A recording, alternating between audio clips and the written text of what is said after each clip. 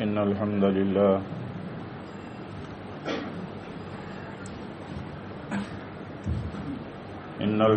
لله نحمده ونستعينه ونستغفره ونعوذ بالله من شرور أنفسنا ومن سيئات أعمالنا من يهده الله فلا مضل له ومن يضلل فلا هادي له وأشهد أن لا إله إلا الله وحده لا شريك له وأشهد أن محمدا عبده ورسوله يا أيها الذين آمنوا اتقوا الله حق تقاته ولا تموتن إلا وأنتم مسلمون يا أيها الناس اتقوا ربكم الذي خلقكم من نفس واحدة وخلق منها زوجها وبث منهما رجالا كثيرا ونساء واتقوا الله الذي تساءلون به والأرحام إن الله كان عليكم رقيبا يا أيها الذين آمنوا اتقوا الله وقولوا قولا سديدا يصلح لكم أعمالكم ويغفر لكم ذنوبكم ومن يطع الله ورسوله فقد فاز فوزا عظيما أما بعد فإن خير الحديث كتاب الله وخير الهدي هدي محمد صلى الله عليه وسلم وشر الأمور محدثاتها وكل محدثة بدعة وكل بدعة ضلالة وكل ضلالة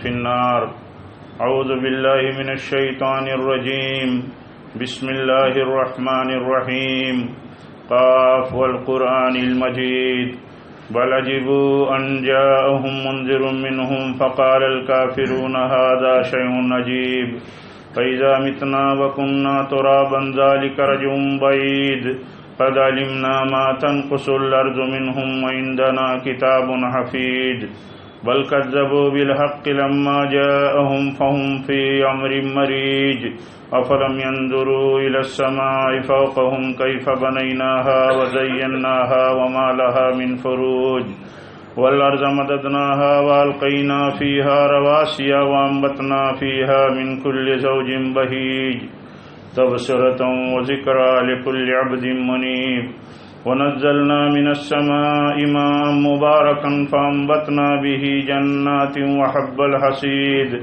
والنخل باسقات لها طلع نضيد رزقا للعباد وأحيينا به بلدة ميتا كذلك الخروج كذبت قبلهم قوم نوح وأصحاب الرس وثمود وعاد وفرعون وإخوان لوط وأصحاب الأيكة وقوم تبع كل كذب الرسل فحق وعيد أفعينا بالخلق الأول بل هم في لبس من خلق جديد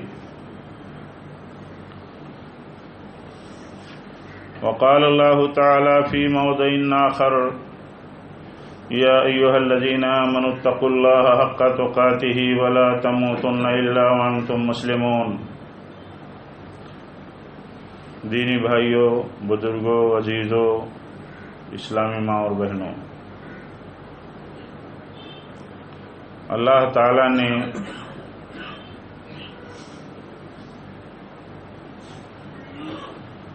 ہم مسلمانوں کے لیے، ایمان والوں کے لیے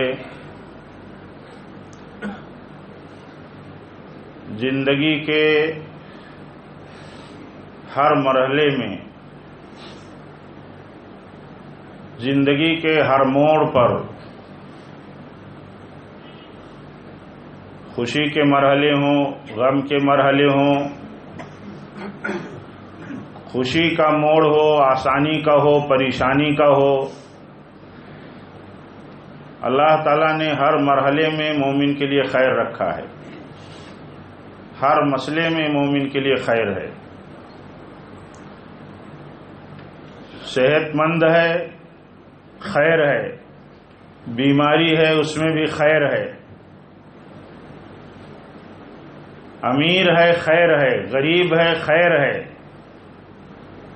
صاحب حیثیت ہے، صاحب سلطان ہے تو بھی خیر ہے، عام آدمی ہے تو بھی خیر ہے، اگر وہ اپنے ایمان کی اور اپنے عقیدے کی حفاظت کر لے جائے، اللہ کے فیصلے پر اپنے آپ کو راضی رکھ لے، ہر مسئلے میں اس کے لیے خیر ہے۔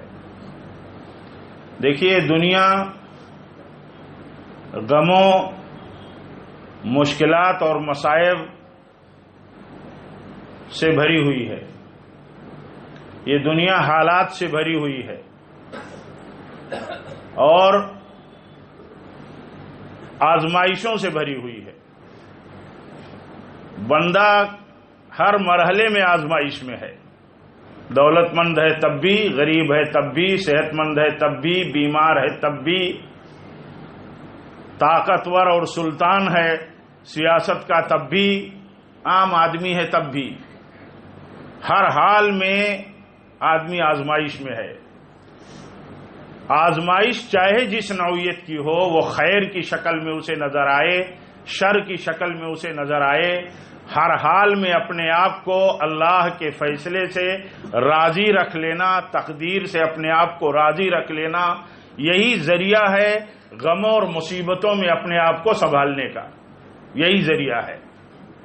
اللہ کی تقدیر پر ایمان، مشکلات سے نجات دہندہ اللہ تعالیٰ کی ذات اور اس پر توکل اور اس کے اوپر سچا بھروسہ، حالات اسی کی طرف سے ہیں، بدلنے پر قادر وہی اللہ ہے، اس میں اپنے آپ کو ثابت قدم رکھنا، میرے بھائیوں یہ بہت اہم ہے۔ آج دیکھیے جہاں جہاں بھی آدمی مبتلا ہے، فیملی میں مبتلا ہے، اپنے گروپ میں مبتلا ہے، اپنی کمپنیز میں مبتلا ہے، اپنے سرکل میں مبتلا ہے، اپنے حلقے اپنی سیاستوں میں مبتلا ہے، لوگ مبتلا ہی ہیں عموماً آدمی کرب و غم مصیبتوں میں ہی مبتلا ہے، یہی صورتحال ہے عام طور پر۔ اتنی بڑی صورتحال میں مبتلا کسی بھی قوم کے لیے کوئی مسئلہ ہو تو ٹھیک ہے، ان کا مسئلہ ہے، لیکن ہم مسلمانوں کے لیے، ہم سمجھداروں کے لیے جنہیں اللہ تعالیٰ نے توفیق ہدایت و ایمان دی ہے، کتاب و سنت کی رہنمائی عطا فرمائی ہے، ہم سب کے لیے بہت ضروری ہے کہ ہم ایسے حالات میں کیوں نہ سوچیں کہ اتنے شدید ترین غم و کرب کے حالات میں اللہ تعالیٰ نے ہمارے لیے رہنمائی کیا رکھی ہے، کس رہنمائی میں ایسے حالات میں ہمیں چلنا ہے، جینا ہے، کون سا گائیڈنس ہے جس سے ہمیں ہٹنا نہیں ہے، اسی راہ پر اپنے آپ کو لگائے رکھنا ہے۔ میرے بھائیوں یہ بہت اہم ہے، بہت اہم ہے، اس لیے بہت اہم ہے کہ جب آدمی مشکل میں ہوتا ہے تو وہ اپنے آپ کو سنبھال نہیں پاتا، وہ اپنی مشکل سے نجات کے لیے ہر دروازے پر دستک دیتا ہے، جس دروازے کی اس کی رہنمائی کر دی جائے اس دروازے پر وہ پہنچ جاتا ہے، جہاں سے اس کی مشکل کشائی کی کچھ بھی امید ہو وہاں پہنچ جاتا ہے۔ اسی لیے یہ نقطہ بہت اہم ہے سمجھنے کے لیے، اور ہمیشہ یاد رکھنا، تر و تازہ رکھنا ضروری ہے کہ جب بھی ہمارے سامنے حالات ہوں، آسانیوں کے حالات ہوں، مشکلات کے، اور عام طور پر جب حالات مشکلات اور مشکلاتی کے ہوں تو ہمیں کیا کرنا چاہیے۔ اس لیے میرے بھائیوں دیکھیے ہمیں یاد رکھنا چاہیے پیارے نبی صلی اللہ علیہ وسلم کی وہ حدیث جسے حضرت عبداللہ ابن عباس رضی اللہ تعالیٰ عنہ نے بیان فرمایا ہے، رضی اللہ تعالیٰ عنہما نے، کہ میں نبی صلی اللہ علیہ وسلم کے ساتھ آپ کی سواری پر پیچھے بیٹھا ہوا تھا، میں ردیف تھا، آپ کے پیچھے بیٹھا ہوا تھا، آپ چچے زاد بھائی ہیں حضرت عبداللہ ابن عباس رضی اللہ عنہما، اور عمر میں بہت چھوٹے ہیں، جیسے چھوٹا بچہ کوئی اپنی سواری پر پیچھے بیٹھا ہوا ہو۔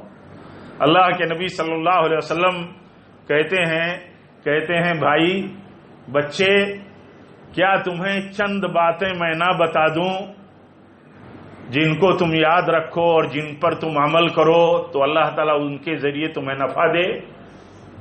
تو انہوں نے کہا یا رسول اللہ صلی اللہ علیہ وسلم بتا دیجئے۔ تو آپ نے فرمایا، کہا دیکھو مدد مانگو اللہ سے، مدد مانگو اللہ سے، سوال کرو اللہ سے، اور سنو کوئی نفع اگر ساری قومیں اکٹھا ہو کر کے تمہیں پہنچانا چاہیں اور وہ نفع اللہ تعالیٰ نے تمہاری تقدیر میں نہ لکھا ہو تو وہ نفع تمہیں نہیں ملے گا۔ ایسے ہی ساری قومیں جمع ہو کر کے کوئی نقصان تمہیں پہنچانا چاہیں اور وہ تمہاری تقدیر میں تمہارے رب نے نہ لکھا ہو تو ساری قومیں جمع ہو کر کے وہ نقصان تمہیں نہیں پہنچا سکتی۔ دیکھیے، نقصان اور حادثوں میں یا اپنے آدمی کی اپنی سوچ اور ٹارگیٹ میں جب آدمی فیل ہوتا ہے تو مبتلا غم ہو جاتا ہے، اپنے آپ کو مصیبتوں میں ڈال لیتا ہے، کرب، اضطراب، بے چینی اور ہموم غموم، دنیا بھر کی مشکلات اپنے اوپر سوار کر لیتا ہے، دل و دماغ پر بڑا وزن ڈال لیتا ہے۔ لیکن دیکھیے، پیارے نبی صلی اللہ علیہ وسلم کی حدیث ہم سنتے رہتے ہیں بار بار اسے، اور بہت اہم حدیث ہے، نبی صلی اللہ علیہ وسلم کی بار بار ہمیں سننا چاہیے، یاد رکھنا چاہیے، برتنا چاہیے، اور اپنے آپ کو اسی روشنی میں چلانا چاہیے کہ دیکھو، کوئی نفع اللہ کی تقدیر سے ہمیں نہیں ملنے والا ہے، بھلے لوگ جمع ہو کر کے ہمیں نفع پہنچانا چاہیں، کوئی نقصان نہیں پہنچنے والا ہے، بھلے لوگ جمع ہو کر کے وہ نقصان پہنچانا چاہیں، اگر اللہ کی تقدیر میں نہیں لکھا ہے۔ کوئی نقصان پہنچ گیا، کوئی حادثہ لاحق ہو گیا، کسی مصیبت سے ہم گزر گئے، تو ہمیں کیا کہنا چاہیے؟ ہمیں اسی حوالے سے کہنا چاہیے، یہ اللہ کی تقدیر کا لکھا ہوا تھا، اللہ کی مشیت اور اس کا فیصلہ تھا، جو لکھا تھا وہ ہو گیا۔ بندے نے اپنے آپ کو سنبھال لیا، اللہ تعالیٰ نے اس حوالے سے، اس ایمان اور یقین اور اس بنیاد کے حوالے سے اللہ تعالیٰ نے اس کی مدد فرما دی، اس کو ڈھارس دلا دیا، ڈھارس مل گیا، اپنے آپ کو سنبھال لیا۔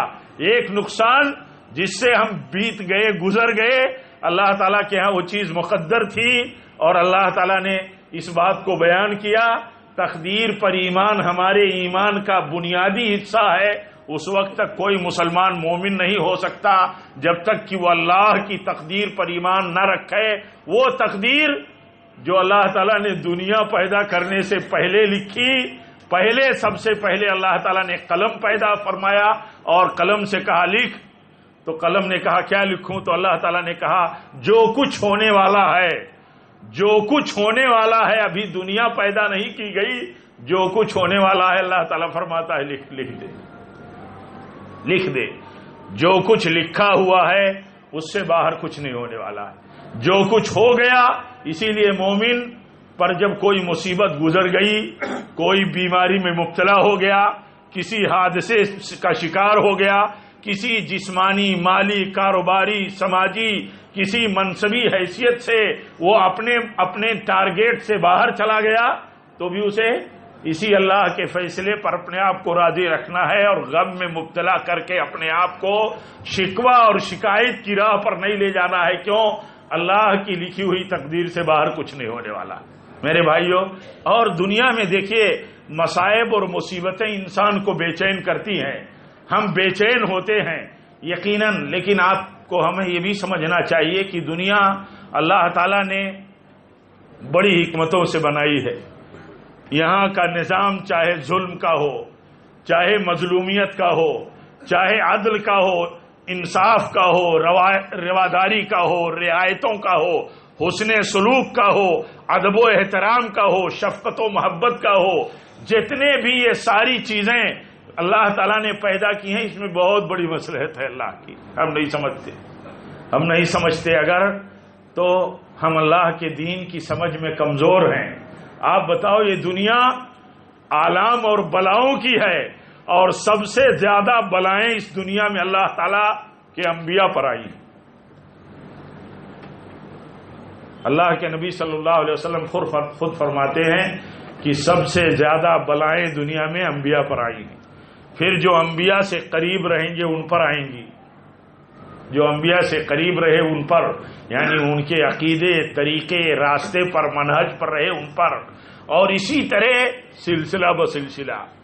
یہ اللہ کا نظام ہے۔ آپ سوچئے، اللہ کے سب سے منتخب بندے، چنندہ بندے، انسانوں میں سب سے بہتر دل رکھنے والے بندے، جنہیں اللہ تعالیٰ نے اپنی نبوت اور رسالت اور اپنے بندوں میں واسطہ کے لیے منتخب کیا، کہ اپنے بندوں میں واسطہ کے لیے اللہ نے نبی اور رسول منتخب کیا، اور یہ بات کہی جا رہی ہے کہ سب سے زیادہ بلائیں دنیا میں، مصیبتیں انہی پر آئی ہیں۔ کتنے انبیاء کو ظالم قوموں نے، ان کی ظالم امتوں نے قتل کیا، ان کے حواریوں نے قتل کیا، اور سماج کے ظالموں نے انتہائی درندگی اور حیوانیت ان کے ساتھ کی. پڑھیے قرآن کی اللہ تعالیٰ کس طرح ذکر فرماتا ہے کہ یہود نے کتنے نبیوں کو قتل کیا. یہ ظالم جن کے ہاتھوں سے اللہ کے سب سے محبوب بندے قتل کیے گئے، اذیتوں سے گزارے گئے، ہجرتوں پر مجبور ہوئے، پتھر اور اسی طرح ظالم قوموں کی اذیتیں سہی، اور اللہ تعالیٰ ہر چیز پر قادر، جس کے حکم کے بغیر، مشیت کے بغیر پتا بھی اپنی جگہ سے نہیں گرتا. اللہ کی مشیت سے باہر ایک پتا بھی پیڑ کا اپنی جگہ سے نہیں گرتا. اس اللہ تعالیٰ کی قدرت کے اندر کنٹرول کی دنیا میں اس کے سب سے نیک بندوں کو اتنی اذیتوں سے گزارا گیا. آپ دیکھیے پیارے نبی صلی اللہ علیہ وسلم کے حالات، کہ آپ کے اوپر جب تکلیفیں آتی تھیں اور آپ بیان کرتے تھے، یا جب اماں عائشہ رضی اللہ تعالیٰ عنہ نے دیکھا احد میں جو کچھ بیتا تھا آپ پر، آپ کا مبارک دانت ٹوٹا، آپ کے چہرے میں تیر گھسی، زخم ہوا، زخم گہرا تھا، جلا کر کے چٹائی کی راکھوں کو اس میں بھرا جاتا تھا، یہ صورتحال تھی آپ صلی اللہ علیہ وسلم کے جسم پر. اور اس وقت آپ پوچھتی ہیں کہ یا رسول اللہ صلی اللہ علیہ وسلم، اس سے بھی سخت کوئی تکلیف کا دن آپ کے اوپر گزرا ہے ظالم لوگوں کے ہاتھوں سے؟ تو آپ فرماتے ہیں ہاں، طائف میں جو کچھ میرے اوپر گزرا تھا وہ اس سے بھی سخت تھا. اوباش اور گنڈوں نے پیارے نبی صلی اللہ علیہ وسلم پر ایسا پتھراؤ کیا تھا، ایسا پتھراؤ کہ جسم پورا لہو لہان تھا، اور آپ کے جوتوں میں جسم کے مبارک حصوں سے بہنے والے خون اس طرح جمع تھے کہ آپ کا چلنا مشکل تھا. کوئی قوم اور قوم کے گنڈے اوباش اگر کسی پر پتھراؤ کریں تو آپ سوچئے کہ صورتحال اس جسم کی، اس شخص کی کیا ہو سکتی ہے. لیکن اللہ کے نبی صلی اللہ علیہ وسلم کے اوپر یہ حالات گزرے، اور آپ فرماتے ہیں احد میں جو کچھ بیتا اس سے بھی سخت بیتا تھا میرے اوپر. اور اس میں ثابت قدمی یہ تھی میرے بھائیوں، ثابت قدمی یہ تھی کہ اے اللہ انہیں ہدایت تو دے دے، اے اللہ تو انہیں ہدایت دے دے. اور ایمان اس بات کا تھا کہ یہ جو کچھ دنیا میں گزرتا ہے ایمان اور عقیدے کی بقا کے ساتھ، یہ اللہ کے ہاں بہت بڑا ذریعہ ہے، بہت بڑا ذریعہ ہے. حدیث میں آتا ہے آخرت میں جو دنیا میں مصیبتیں اٹھا کر کے آئے ہیں، جب ان کا اجر اور ثواب دیکھیں گے، بدلہ دیکھیں گے، دنیا میں عافیت میں رہنے والے لوگ، عافیت بہت اہم چیز ہے، امن بہت اہم چیز ہے. اس کے لیے دعائیں کرنا، اس کے لیے کوششیں کرنا، اپنے سارے وسائل سورسز لگانا، یہ بہت اہم چیز ہے. اللہ تعالیٰ نے دنیا میں امن و امان کے لیے ایمان، عدل، وصول، انصاف، ضابطے، سیاستیں، تعزیر، قانون، یہ سارے نازل فرمائے. اور دنیا میں ایمان کے بعد سب سے بڑی نعمت پیس، امن اور عافیت کو قرار دیا ہے. اسی لیے اللہ سے ایمان کے ساتھ عافیت مانگنا چاہیے، عافیت. لیکن اگر کسی بھائی کو اس دنیا میں عافیت کے بجائے بلاؤں سے گزرنا پڑا، صحت کے بجائے بیماریوں سے گزرنا پڑا، دشمنوں سے راحت اور طاقتور دشمنوں سے انصاف کے بجائے مصیبتوں سے گزرنا پڑا، وہ حفاظت کرتے اپنی کمزور رعایا کی، قوم کی، اس کے بجائے ظلم کیا، ظلم سے گزرنا پڑا. تو حدیث میں آتا ہے کہ آخرت میں جب عافیت والے دیکھیں گے مصیبتیں اٹھا کر کے دنیا سے جو گئے،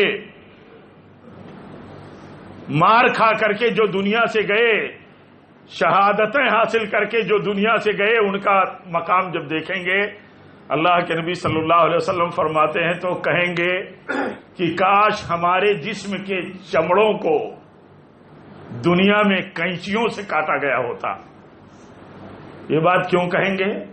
جب وہ بدلہ دیکھیں گے کہ دنیا میں جو مصیبتوں سے گزار دیے گئے، جن کے اوپر ظلم کے پہاڑ توڑ دیے گئے، اور وہ ان کا وقت گزر گیا، دنیا کا مختصر دنیا کی مدت کا وہ پیریڈ انہوں نے مصیبتوں سے جھیل لیا اور بتا لیا، تو اللہ تعالیٰ کے ہاں بدلہ کتنا بڑا؟ بدلہ اتنا بڑا ہے کہ دنیا میں جو لوگ عافیت میں رہے وہ تمنا اس وقت کریں گے کہ کاش اے اللہ ہمارے جسم کے چمڑوں کو دنیا میں کینچیوں سے کاٹا گیا ہوتا تو آج ہمیں یہ بدلہ ملتا. جیسے حدیث میں آتا ہے جنت میں جانے کے بعد کوئی جنتی تمنا نہیں کرے گا دنیا کی، کوئی جنتی. لیکن جنت میں جو شہید جائیں گے وہ تمنا کریں گے کہ اے اللہ ہمیں دنیا میں دوبارہ تو بھیج دے. آپ سوچئے دنیا میں آدمی مارا گیا، قتل کر دیا گیا، اللہ کے ہاں شہید کی حیثیت سے اسے قبول کر لیا گیا، یعنی درجہ شہادت کا اسے مل گیا، اور اس کے بعد یہ جانثاری کے بعد اللہ کی راہ میں اللہ کے دین کی خاطر مسلمان رہ جائے، اپنے اسلام اور مسلمانیت کی خاطر ایمان اور دین کی حفاظت میں جس نے جان اپنی لگا دی اللہ کی راہ میں، جہاد میں جان لگا دی اللہ کی راہ میں، تو اللہ کے ہاں بدلہ کتنا بڑا ہے؟ جنت. اور جنت میں جانے کے بعد کوئی جنتی تمنا نہیں کرے گا دنیا کی. کیا تمنا کرے گا دنیا کی جنتی؟ دنیا کی کیوں تمنا کرے گا وہ کوئی جنتی؟ لیکن شہید جنتی دنیا میں آنے کی تمنا کرے گا. اللہ کے نبی صلی اللہ علیہ وسلم فرماتے ہیں کہ وہ دیکھے گا جنت میں اس کے ایک جان کی قربانی کا اتنا بڑا بدلہ. اللہ تعالیٰ سے کہے گا اے اللہ پھر دنیا میں تو مجھے بھیج اور مجھے جان عطا فرما تاکہ میں اس جان کو پھر قربان کر دوں تیرے دین کی راہ میں، پھر لگا دوں. میرے بھائیوں یہ تصور کسی بھی مسلمان کے لیے اس لیے بھی بہت اہم ہے. ظلم کی دنیا میں قتل و غارت گری کے شکار امت کے حوالے سے، درندگی کے شکار امت کے اپنے بھائیوں کے تئیں ایک مسلمان کو اس پہلو سے بھی اپنے شعور کو، بصیرت کو درست رکھنا ضروری ہے، اپنی سمجھ کو صحیح رخ پر رکھنا ضروری ہے کہ کسی ہمارے بھائی کو اگر کسی ظالم نے مارا، زخمی کیا، قتل کیا اور اس ہمارے بھائی نے ایمان اور اپنے دین کی حفاظت کر لی، دین پر اپنے ثابت قدم رکھا اپنے آپ کو، تو یہ رونے کی چیز نہیں ہے، یہ ماتم کی چیز نہیں ہے. روئیں وہ جو قائل ہیں ممات شہداء کے، ہم زندہ و جاوید کا ماتم نہیں کرتے. جنہیں اللہ تعالیٰ کے ہاں شہادت کا درجہ نصیب ہو گیا، آپ بتائیے ان کے لیے اللہ تعالیٰ کے ہاں کتنا بڑا مقام. وہ تو تمنا کرتے ہیں کہ اللہ دوبارہ زندگی دیتا اور یہ مختصر دنیا کی زندگی کی جان کو دوبارہ قربان کرتا. میرے بھائیوں یہ دنیا ہے، اس لیے اس دنیا کے تئیں ایک مسلمان کا سوچنا سمجھنا بہت اصولی ہونا چاہیے. کیا ہم مسلمان یہ جان کر کے کہ سب سے زیادہ دنیا میں مصیبتیں، بلائیں، ظلم اور جور ظالم قوموں اور امتوں کا انبیاء کے ساتھ ہوا، انبیاء کے ساتھ، تو کیا ہر مسلمان کو، ہر امتی کو اس کی تسلی نہیں ہے کہ جن پر ظلم و جور ہوا اللہ تعالیٰ نے ان کے صبر اور مظلومیت کے سہن اور برداشت کی بنیاد پر اپنے ہاں بہت اونچی رفاقت دے دی، بہت اونچا قبولیت عطا فرما دیا. یہ پہلو میرے بھائیوں بہت اہم ہے. اور اس اعتبار سے بھی یہ دیکھیے آدمی بہت رنجیدہ ہوتا ہے، لیکن مشن کا آدمی، صحیح سوچ کا آدمی رنجیدگی کے ساتھ اپنے آپ کو سنبھالتا ہے، بہت سنبھالتا ہے. آج دنیا میں قتل اور غارت گری کے سوا ہے کیا؟ ظلم اور ناانصافی کے سوا بچا ہی کیا ہے؟ آپ دیکھیے ہر طرف. لیکن ہم ایسے حالات میں اپنے آپ کو کیسے سنبھالیں؟ اللہ تعالیٰ جہاں بھی ظلم و جور ہے، بدامنی ہے، جہاں بھی حالات بگڑے ہوئے ہیں اللہ تعالیٰ وہاں بہتر فرمائے، جہاں سنبھلے ہوئے ہیں اللہ تعالیٰ مزید وہاں حالات کو سنبھالے، بہتر فرمائے. ہم کمزور لوگ اس سے زیادہ کچھ نہیں برداشت کر سکتے، اللہ تعالیٰ مدد فرمائے. لیکن حالات میں میرے بھائیوں ہم اپنے آپ کو سنبھالے، ایمان کی حفاظت کریں اور اللہ پر سچا بھروسہ رکھیں. اللہ پر سچا بھروسہ. اللہ تعالیٰ بتاتا ہے کہ دیکھو وَلَقَدْ مَنَنَّا عَلَى مُوسَى وَهَارُونَ وَنَجَّيْنَاهُمَا وَقَوْمَهُمَا مِنَ الْكَرْبِ الْعَظِيمِ. کتنا بڑا کرب تھا. آپ بتائیے بنو اسرائیل پر کتنا بڑا ظلم و جور تھا. کوئی تصور ہے ظلم و جور کا اس سے بڑا کہ کسی بھی قوم میں پیدا ہونے والے ہر بچے کو قتل کرا دے حکومت, کہے قتل کر دو, اور جاسوسی کا پورا سسٹم ہو, پوری انٹیلیجنس لگی ہو اس بات پر گھر گھر کہ پتہ لگاؤ کہ گھر میں کس گھر میں کون سی عورت حاملہ ہے, بچہ کب پیدا ہو رہا ہے, بچہ پیدا ہوا تو بچی پیدا ہوئی, لڑکا پیدا ہوا یا لڑکی پیدا ہوئی, لڑکا پیدا ہو تو قتل کر دو اسے. آپ بتاؤ اس ظلم و جور سے بڑی کوئی درندگی ہو سکتی ہے؟ اپنے مقصد اور اپنے بدترین ٹارگیٹ کے لیے, سیاسی ٹارگیٹ کے لیے, جس کا مقصد آپ جانتے ہیں یہ تھا کہ فرعون کو بعض مخبروں نے خبر دیا, کہا بعض نجومیوں نے بتایا, کہا بنو اسرائیل میں ایک لڑکا پیدا ہوگا جو تمہاری حکومت برباد کر دے گا, جس کے ہاتھوں تمہاری حکومت ختم ہو جائے گی. اب اس نے تدبیر کیا کی, بنو اسرائیل میں ہر پیدا ہونے والے لڑکے کو قتل کر دیا جائے تاکہ جب زندہ ہی نہیں رہے گا کوئی تو ہماری حکومت کے خاتمے کا کوئی سوال ہی نہیں پیدا ہوتا. یہ حد ہوتی ہے, یہ سوچ محدود ہوتی ہے کسی بھی ظالم کی, کسی بھی ظالم کی. اس لیے اس نے ایسی تدبیر کر لی, لیکن اللہ تعالیٰ نے فرمایا ہم نے بچایا, ہم نے نجات دیا جس کرب میں پوری قوم مبتلا تھی. آپ بتائیے کسی قوم پر اگر کسی حکومت کا اس طرح کا کوئی ظالمانہ حکم ہو اور اس کی آرڈر ہو اور اس پر اس کی ظالم طاقتیں اور فوجیں اور ان کا سسٹم اس پر عمل کرتا ہو, تو آپ بتائیے کسی قوم کو مرنے کے لیے یہی اس بات کے علاوہ اور کسی چیز کی ضرورت کیا ہے؟ لیکن اللہ تعالیٰ فرماتا ہم نے بچایا, ہم نے بچایا اور ہلاک کو برباد کر دیا. لیکن اب آپ سوچو کہ جن فیملیوں پر, جن ماؤں پر یہ بات گزر گئی کہ ان کے گود سے پیدا ہونے والا لڑکا چھین لیا گیا اور قتل کر دیا گیا فرعونی آرڈر سے, آپ بتائیے ان پر کیا بیتی. سہ لیا انہوں نے دنیا میں, اور اللہ تعالیٰ کے ہاں بدلہ بہت بڑا بدلہ ہے, بہت بڑا بدلہ ہے. اسی سلسلے کا ایک سلسلہ تھا کہ جب حضرت سمیہ رضی اللہ تعالیٰ عنہ شہید کی گئی, اسلام کی پہلی شہیدہ ہے, تو پیارے نبی صلی اللہ علیہ وسلم نے کیا فرمایا, صبر یا آل یاسر فإن موعدکم الجنہ, تمہارے لیے اے آل یاسر جنت کا وعدہ ہے اللہ کی طرف سے, جنت کا وعدہ. مسلمان اس دنیا میں اپنا کبھی بھی مستقل ٹھکانہ اور مستقل سوچ کے ساتھ جینے کا نظریہ نہیں رکھتا اگر وہ صحیح نظریے پر ہے. اسے یہ ایمان ہے کہ یہ دنیا مختصر ہے, یہ عمل کے لیے ہے, ہماری آزمائش کے لیے ہے, ہمیشگی کی زندگی, ہمیشگی کی زندگی آخرت ہے.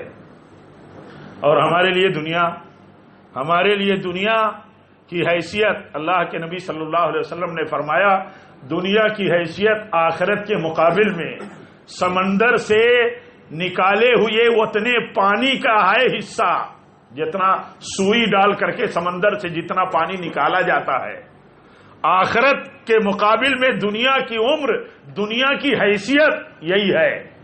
سمندر میں آدمی سوئی ڈالے اور سوئی کے ساتھ جتنا پانی آ جائے یہی دنیا ہے.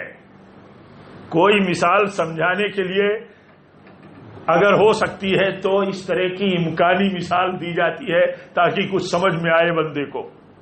آخرت کے مقابل میں دنیا مومن کے لیے کیا ہے, جنت کے مقابل میں دنیا کی حیثیت کیا ہے مومن کے لیے.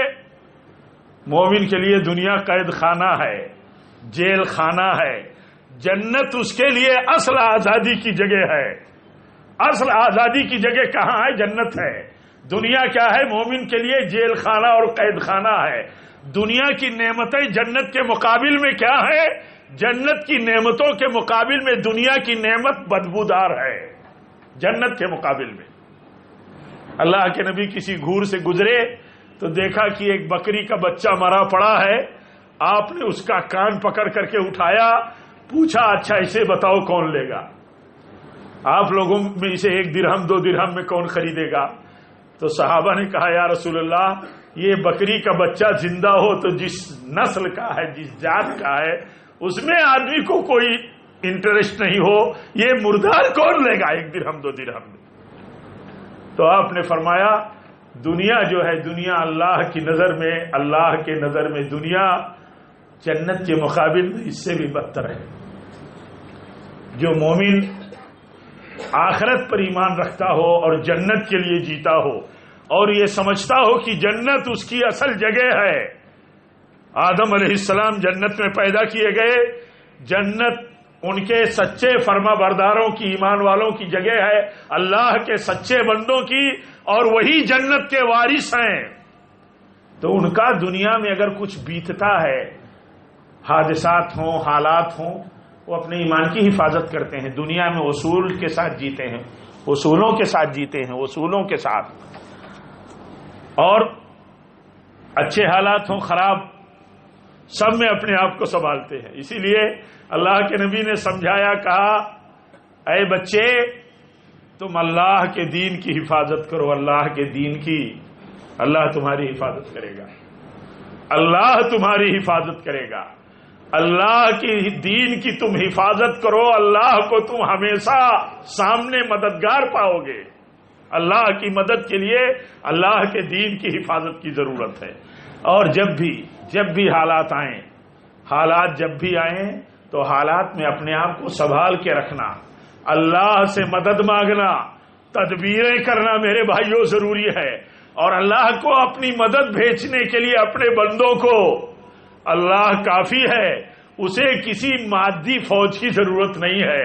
کہیں بھی کوئی مومن مبتلا مصیبت ہو جائے، آپ دیکھیے صحیح بخاری و مسلم کا وہ مشہور واقعہ جس میں 3 پچھلی قوموں کے ایمان والوں کا ذکر اللہ کے نبی نے فرمایا، کہا یہ کہیں سفر میں تھے، بارش طوفان کا سامنا ان کو ہوا، یہ جا کر کے غار میں پناہ لے لیے، اور اوپر سے ایک پتھر بہت سا بڑا سا پہاڑی کے اوپر سے لڑکا اور آ کر کے غار کے منہ پر گرا اور منہ بند ہو گیا، منہ بند ہو گیا۔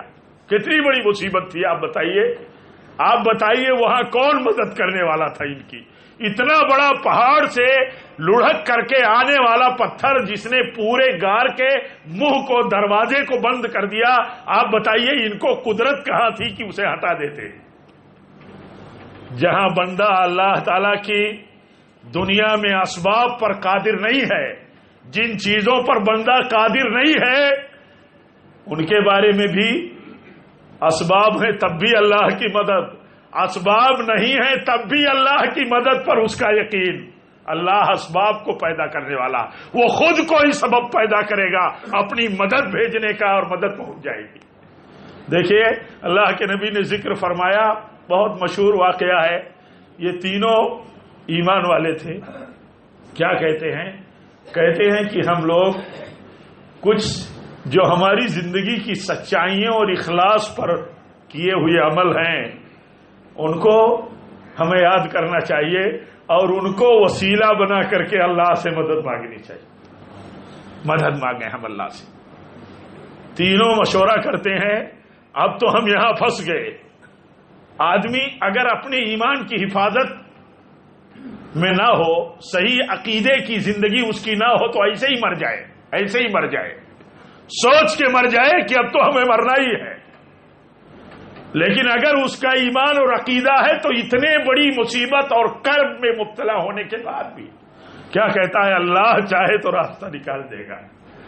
یہی بات اللہ کے نبی نے وہاں فرمائی تھی صلی اللہ علیہ وسلم، جب آپ غار ثور میں تھے اور آپ کے ساتھ آپ کے ساتھی صدیق اکبر حضرت ابوبکر صدیق رضی اللہ تعالیٰ عنہ تھے، اور دشمن پہنچ گیا تھا اوپر، نیچے آپ لوگ پناہ لیے ہوئے ہیں اور اوپر دشمن چل رہا ہے۔ حضرت ابوبکر رضی اللہ تعالیٰ عنہ کہتے ہیں یا رسول اللہ صلی اللہ علیہ وسلم، اگر یہ لوگ نظر ہمارے نیچے، اپنے نیچے نظر ڈالیں گے تو ہمیں دیکھ لیں گے۔ تو آپ کیا فرماتے ہیں؟ اے ابوبکر تمہارا کیا خیال ہے ان دونوں کے بارے میں جن کا تیسرا اللہ ہو؟ آپ بتاؤ کون مددگار تھا؟ اللہ کے سوا کون مددگار تھا؟ تسلی، یاد دہانی ایمان کو جلا دینا، ایمان کی تازگی، آدمی سوچے، اپنے عقیدے کو پہچانے اور بندہ یہ جانے کہ اللہ کی قدرت اور اللہ تعالی کا پاور اور اس کا حکم ذرے ذرے پر ہے، چپے چپے پر ہے۔ ایک درخت کا پتا بھی اللہ کی مشیت سے باہر نہیں گرتا، کچھ نہیں ہوتا اللہ کے علم سے باہر، اور اللہ ہی اصل ہے۔ بندے اور اللہ کے بیچ کا جو ایمانی رشتہ ہے اسے بہت مضبوط ہونا چاہیے۔ دیکھیے اللہ کے نبی صلی اللہ علیہ وسلم فرماتے ہیں کہ تینوں نے آپس میں مشورہ کیا، کہا کہ ہمیں اپنے سچے اور اخلاص والے عمل کا حوالہ دے کر کے اللہ سے دعا کرنا چاہیے، یہ اللہ تو اس مصیبت سے ہمیں نجات دے دے۔ دعا کیا انہوں نے۔ ایک شخص دعا کرتا ہے، کہتا ہے اللہ میرا ایک مزدور تھا، مزدوری چھوڑ کر کے چلا گیا، اس کی مزدوری میں نے کاروبار میں لگا دی، بڑی برکت ہوئی، اور جب لے کر کے آیا واپس تو میں نے کہا لے جا یہ تیری مزدوری ہے، تو اس نے کہا تو مذاق کرتا ہے؟ کہتا مذاق نہیں، یہ تیری مزدوری ہے، وہ کہیں لگا دیا اس میں اتنا نفع ہوا، لے جائیے۔ اے اللہ اگر سچائی کی بنیاد پر میں نے، حق کی بنیاد پر اگر میں نے تیرے اس بندے کو دیا، اپنے بھائی کو دیا، تو اے اللہ اس نیکی کے بدلے میں تو اس مصیبت سے ہمیں نجات دے دے۔ آسمان کی طرف آنکھ اٹھا کر کے، چہرہ کر کے دعا کرتا ہے بندہ، اور اس کے بعد دیکھتے ہیں کہ پتھر سرک گیا۔ دوسرے نے دعا کی اے اللہ میرے ماں باپ تھے، بوڑھے تھے، میرے بال بچے بھی تھے، بیوی تھی، بچے تھے، میرا طریقہ یہ تھا کہ شام کو میں دودھ لے کر کے جب بکری کا آتا تھا تو جب تک اپنے بوڑھے ماں باپ کو کھلا پلا نہیں دیتا تھا تب تک اپنے بچوں کو نہیں دیتا تھا۔ ایک دن ایسا ہوا کہ آیا اور میرے ماں باپ سو گئے، میں نے دیکھا سو گئے، میں سرہانے کھڑا رہ گیا یہاں تک کہ فجر طلوع ہوئی، بچے میرے دودھ مانگتے رہے، لیکن میرا طریقہ یہ تھا کہ ماں باپ کو کھلانے سے پہلے بچوں کو نہیں کھلاؤں گا۔ اے اللہ تجھے راضی کرنے کے لیے ایسا کرتا تھا، کیونکہ ان کا حق بڑا تھا، میرا یہ طریقہ تھا۔ اے اللہ اگر یہ سچا عمل تھا، اخلاص کا عمل تھا، تو اے اللہ اس نیک عمل کے بدلے میں آج تو مجھے اس سے نجات دے دے۔ پتھر اور سرک گیا۔ تیسرا شخص دعا کرتا ہے اللہ میری چچیری بہن تھی، بہت خوبصورت تھی میری نظر میں اسے بہت چاہتا تھا، ایک بار میں نے اسے منا پھسلا کر کے تیار کیا 100 دینار پر کہ وہ اپنا جسم ہمارے حوالے کر دے، اس نے حوالے کر دیا اپنا جسم، لیکن نصیحت کیا کہ اے اللہ کے بندے اللہ سے ڈر، اللہ سے ڈر، اور یہ حق تیرا نہیں ہے، اس بند مہر کو تو مت توڑ۔ میں اللہ تجھ سے ڈر گیا، میں نے وہ پیسہ بھی چھوڑ دیا اس کی غربت میں جس کو میں نے ذریعہ بنایا تھا اس کے ساتھ برا کام کرنے کا۔ اے اللہ اگر سچائی سے میں نے تیرے خوف سے اگر ایسا کیا ہے تو اے اللہ تعالیٰ تو آج ہم کو اس مصیبت سے نجات دے دے، نجات دے دی اللہ۔ یہ سارے قصے اس لیے نہیں ہیں میرے بھائیوں، اللہ کے نبی صلی اللہ علیہ وسلم نے اس لیے نہیں بیان کیے کہ ہم انہیں بیان کر کے ایک واقعہ یاد کریں، اسے بیان کرنے کا مقصد یہ ہے کہ ایک مسلمان اپنی نیکیوں کو یہ اتنا بڑا ذریعہ اور وسیلہ سمجھتا ہے، ایمان رکھتا ہے کہ اگر وہاں جہاں وہ اللہ کی مدد کے سوا کوئی مدد کا سہارا ظاہر میں نہیں آتا نظر، وہاں بھی وہ ایمان رکھے کہ اللہ اپنی مدد بھیجنے پر قادر ہے۔ دنیا میں کتنے مسائل ہیں، ہمارے کاروباری مسائل ہیں، معاملات کے مسائل ہیں، بیماریوں کے مسائل ہیں، دنیا کے غم کرب مصیبتیں ہیں، کیا ہم اس انداز میں جیتے ہیں کہ ہم اللہ سے دعا کرتے ہو کہ اللہ یہ نیکی، فلاں نیکی، فلاں ایمان، فلاں عمل کی وجہ سے اے اللہ تو ہمیں نجات دے دے، نجات دے دے؟ کیا ہم فکر کرتے ہیں؟ سچائی سے بندہ اگر فکر کرے گا، اس کا یہی طریقہ ہے تو اللہ تعالیٰ اسے راحت دے گا۔ اسی حدیث میں اللہ کے نبی نے فرمایا، کہا دیکھو اے عبداللہ ابن عباس، اے بچے، صبر کے ساتھ نجات ہے، صبر نجات لاتی ہے، مصیبتیں آسانیاں لاتی ہیں، مشکلات آسانیاں لاتی ہیں، ایمان رکھو۔ یعنی اللہ تعالیٰ اگر کچھ بھیجتا ہے ہم پر، حالات اور مشکلات، تو اللہ تعالیٰ نکالے گا اس سے. ایمان رکھو اور اپنے آپ کو سچائیوں پر جمائے رکھو، سچائیوں پر. مشکلات سے نکلنے کے لیے صحیح سوچ استعمال کرو، غلط سوچ نہیں. معاملات خراب ہیں، کاروبار خراب ہے، معاملات خراب ہیں، ان سے نکلنے کے لیے سچا راستہ اپنانا ضروری ہے. ایسا نہیں کہ کہیں آدمی کسی مشکل میں، مان لیجئے سودی معاملے کی مشکل میں پھنس گیا تو اب اس مشکل سے نکلنے کے لیے مزید سودی در سودی معاملہ کرے. نہیں، اللہ تعالیٰ سے سچائی کے ساتھ اللہ سے برکت کی دعا کرے. جو کچھ اس کے پاس ہے اللہ اس میں برکت دے گا، نکالے گا اس کو. حدیث میں آتا ہے حضرت جابر ابن عبداللہ کے ابا کا انتقال ہو گیا اور بہت لوگ قرضے والے تھے، بڑے لوگ تھے، بڑی تعداد تھی. آئے لوگ تو کہا کہ یہ کھجور ہے کھجور، اور آپ لوگ اپنے قرضے کی سے ادائیگی کر لو. تو سارے قرض دار کہتے ہیں قرض خواہ کہتے ہیں کہ اس سے تمہاری ادائیگی کیسے ہوگی؟ یہی تو تمہارے پاس ہے تو ادا کیسے ہوگا؟ اس سے تو نہیں ہو پائے گی ادائیگی. وہ آئے اللہ کے نبی کے پاس. دیکھو ایک آدمی کی فکر، اللہ کے نبی کے پاس آئے، کہا یا رسول اللہ صلی اللہ علیہ وسلم، میرے ابا قرض دار تھے اور ایک بڑی تعداد قرض لینے والوں کی ہے. میں نے کہا یہ کھجور ہیں، آپ لوگ چکا لو ان سے اپنے قرضے. تو کہتے ہیں یہ قرضے نہیں چکیں گے ان کھجوروں سے. تو اللہ کے نبی صلی اللہ علیہ وسلم نے فرمایا اچھا ٹھیک ہے. حضرت ابوبکر عمر کو لیے آپ ساتھ رضی اللہ عنہما، آپ نے دعا فرمائی، دعا کہ اللہ برکت تو دے دے اور اس فکر مند اپنے بندے کی قرض کی ادائیگی کا تو سامان کر دے. اللہ کے نبی نے فرمایا، دعا کی، اس میں برکت کی، اور کہا بلاؤ اپنے قرض خواہوں کو، اپنے والد کے، اور سب کو ادا کرو. سب کو ادا کر دیا. اس کے بعد بھی بہت بڑا ڈھیر باقی رہ گیا. میرے بھائیوں، کہنے کا مطلب یہ ہے کہ اللہ برکت دینے والا ہے. اللہ جب برکت دیتا ہے بندے کی سچی نیتوں پہ، ان کے مال میں اور مصیبتوں میں پڑے ہوئے حالات سے نکالنے کے لیے جب اللہ کی مدد اترتی ہے تو آدمی کا ظاہری کیلکولیشن نہیں کام کرتا کہ اس سے کیسے ہوگا، ادائیگی کیسے ہوگی. اللہ بندے کی نیت پر جب راستہ کھولے گا تو اتنی برکتیں دے دے گا، اتنی برکتیں کہ سوچ نہیں پائے گا. وَمَن يَتَّقِ اللَّهَ يَجْعَل لَّهُ مَخْرَجًا. اللہ سے ڈرنے والے، سچائی پر رہنے والوں کو اللہ ایسا راستہ دیتا ہے، ایسا راستہ کہ گمان نہیں بندے کا ہوتا کہ کہاں سے راستہ نکل گئے. اسی لیے میرے بھائیوں، حالات چاہے جیسے ہوں، حالات آج دنیا میں مسلمانوں کے ساتھ بالخصوص ظلم و جور، قتل اور درندگی کی ساری شکلوں کے جتنے ہیں، یہ کرب و بلا ہی میں مبتلا کرنے والے ہیں. ہر امتی کو بے چین کرنے والے حالات ہیں. عراق شام سے گزرتے ہوئے روہنگیا برما تک، اور جہاں جہاں بھی چھوٹے بڑے واقعات ہیں، تڑپانے ہی والے ہیں میرے بھائیوں.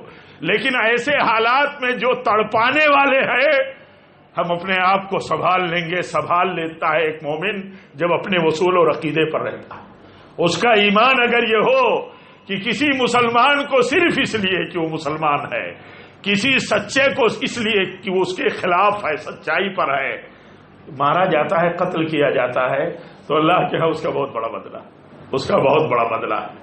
ہماری فکر اور ہمارا ایمان یہ کہ اللہ تعالیٰ اصل مددگار ہے، اصل اللہ کی مدد اور اس کی مدد پر سچا بھروسہ، اور ہم دعائیں کریں، دعا کرتے رہے. اللہ کے نبی حضرت انس بن مالک بیان کرتے ہیں کہ نبی صلی اللہ علیہ وسلم کا طریقہ یہ تھا کہ جب جب کوئی تکلیف، کوئی غم آپ کو لاحق ہوتا،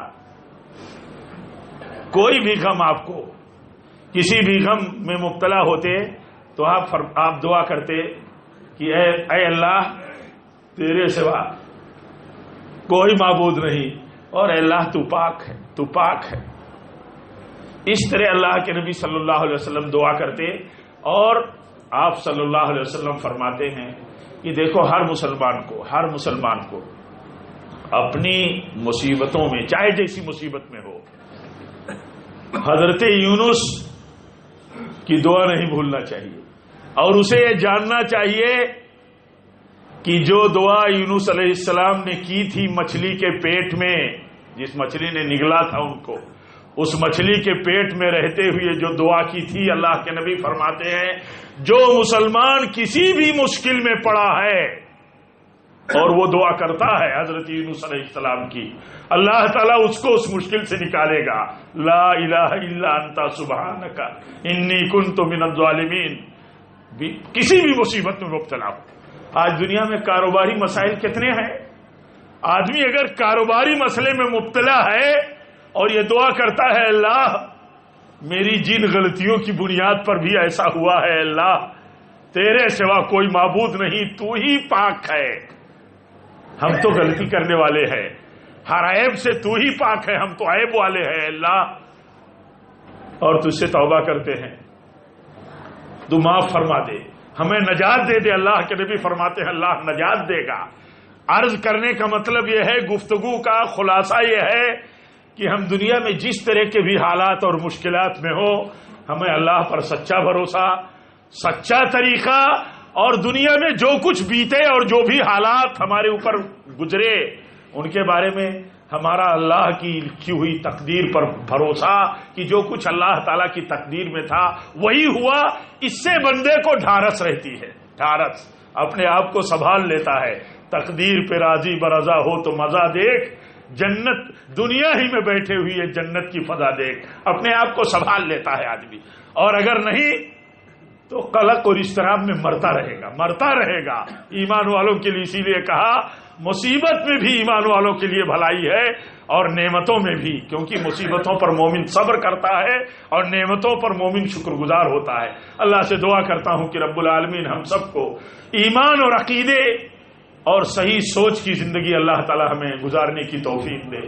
جو کچھ بھی حالات ہیں اللہ تعالی ہم کمزوروں پر، کمزور امت پر اور انسانیت پر اے اللہ تعالیٰ تو دور فرمانے والا ہے، تو ان مصیبتوں سے سب کو نجات دے۔ اے اللہ جو بھی امت جن مسائل میں اجتماعیت سے لے کر کے انفرادی مسئلے تک جو لوگ بھی مصیبتوں میں ہیں، تیرے ایمان والے بندے ہیں، اے اللہ تعالیٰ تو ان کی مدد فرما، ان کو ہر طرح کی مشکلات اور مصیبتوں سے تو نجات دے۔ اے اللہ جب تک ہم زندہ رہیں ہر حال میں تیرے فرما بردار رہیں، صبر اور شکر کرنے والے رہیں، اور جب بھی ہماری موت ہو تو ایمان پر ہو، تیرے نبی صلی اللہ علیہ وسلم کے مسلک اور طریقے پر ہو۔